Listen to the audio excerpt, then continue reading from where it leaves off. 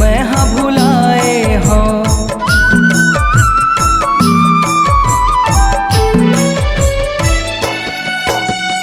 दया दान और धर्म करमला स्वार्थ माँ अपनाए हों।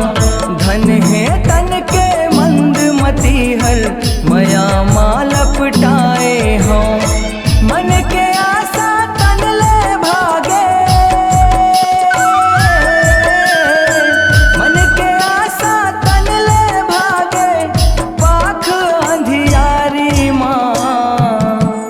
तोर चरण पखारी लेते उतारी छतिया के थारी माँ। तोर चरण पखारी लेते माता छतिया के थारी माँ।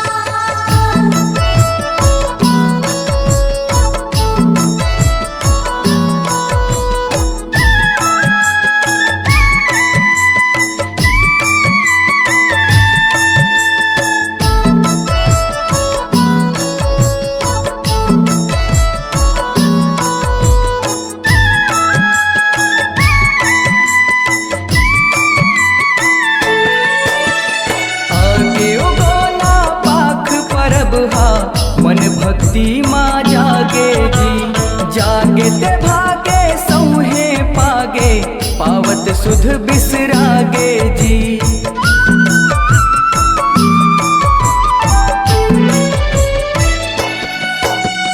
लाई लिगरी चारी चुगली माँ सैखो दिन हा पहागे जी। मान पान के आशा के पासा फेंकत गा बौरागे जी। सुआरत के काजर आजे,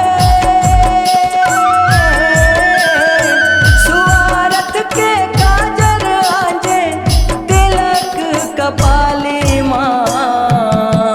तोर चरण पखारी लेते उतारी छतिया के थारी माँ। तोर चरण पखारी लेते माता छतिया के थारी माँ।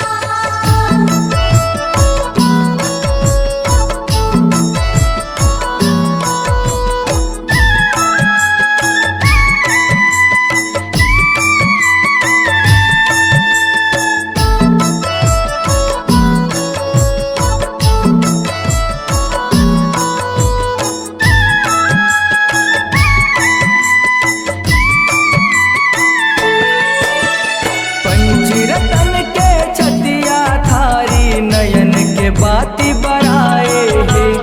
तोर रंगनी के रंग मरंग के मुसुर मुसुर मुस्काए हे।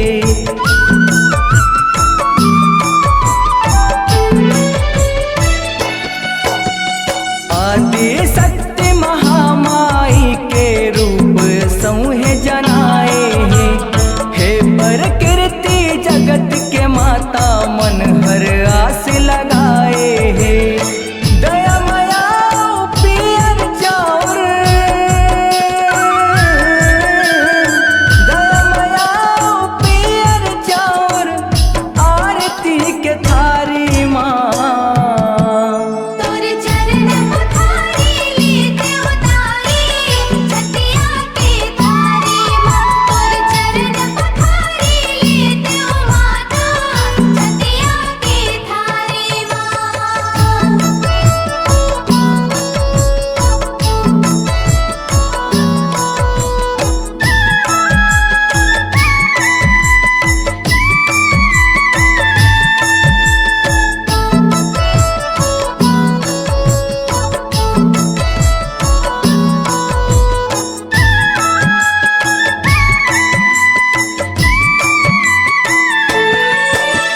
रीति नीति औ प्रीति देखनी देखन देखाथेगा।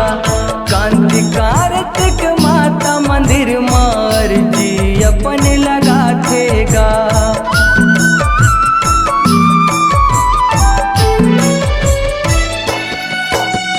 माया महतारी हावे प्यारी सब